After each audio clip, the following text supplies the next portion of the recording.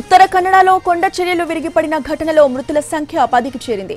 ఇప్పటికే 7 మృతదేహాలు లభించగా తాజాగా మరో 3 కూడా బయటపడ్డాయి. కేరళకు చెందిన ట్రక్ డ్రైవర్ అర్జున్ ఆచూకీ ఇంకా లభించడం లేదు. శిథిలాల కింద లారీ కనిపించలేదన్నారు కర్ణాటక మంత్రి కృష్ణగౌడ.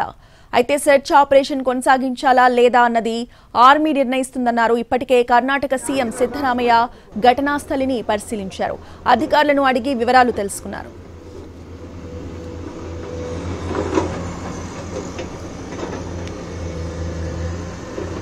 షిరూర్ గ్రామంలో 4 రోజుల క్రితం కొండ చర్యలు విరిగిపడ్డాయి.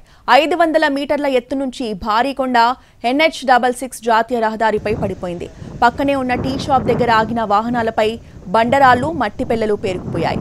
కేరళలోని కోజికోడ్కు చెందిన ట్రక్ డ్రైవర్ అర్జున్ కూడా మిస్ అయ్యాడు. అప్పటి నుంచి అతనితో పాటు ట్రక్కు కనిపించడం లేదు.